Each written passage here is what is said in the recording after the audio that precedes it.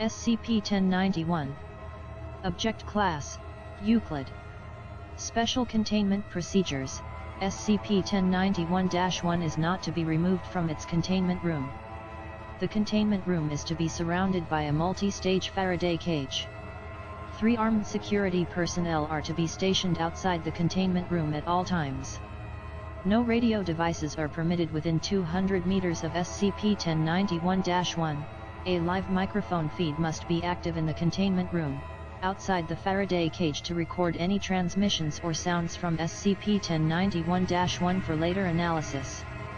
SCP-1091-1 is not to have radio contact with any radio transmitting/receiving device unless approved by Level 4 personnel for controlled testing purposes. Personnel are not permitted contact with SCP-1091-1 without specific authorization. All personnel must be searched to find and remove any radio devices before contact with SCP-1091-1 is permitted. If SCP-1091-1 transfers to another radio transmitting device, all personnel are instructed to seek out and destroy all radio devices within a 5 km radius. Should Foundation personnel be unable to locate and recover SCP-1091 within 2 hours, refer to Recall Protocol 1091 Beta, TTT. Description: SCP-1091 is a sentient entity that resides in radio receiving and transmitting devices. If its host device possesses a microphone, or shortwave reception equipment, and speakers, SCP-1091 is capable of communicating. SCP-1091 is capable of transferring itself between hosts by radio signal, at a range dependent on the broadcast power of its host device. Given the opportunity, it will use its ability to transfer between devices rapidly in an attempt to data expunged. SCP-1091 must not be allowed to reach its destination. Should such a scenario become a possibility, MTF-Lambda-W is to refer to Recall Protocol 1091 Alpha. Thus far, SCP-1091 has not demonstrated an ability to infect multiple devices simultaneously. However, this possibility cannot be entirely discounted.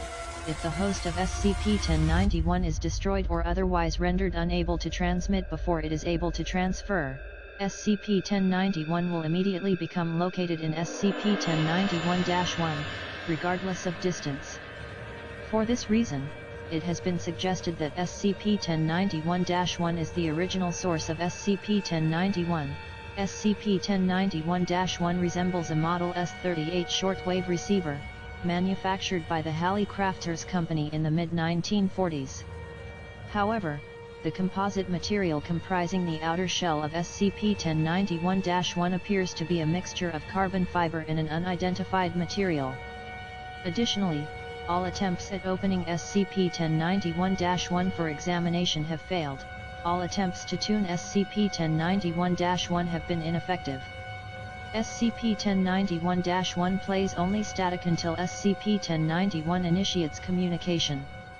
Any other radio device within 500 meters of SCP-1091-1 will experience the same tuning failure. SCP-1091 is able to communicate with Foundation personnel through various types of digital mode broadcasts. The choice of digital mode appears to be related to the person it is communicating with and the subject matter of the conversation. Interview Log 1091-A, Interviewed, SCP-1091, Interviewer, Researcher, SCP-1091. Clearly, you have some form of sentience. Tell me, what is it that you were planning when we had recovered you? SCP-1091 is silent for several seconds, before broadcasting a data burst transmission approximately 45 seconds in length. Researcher, run that through the software. I want to know what this thing is thinking.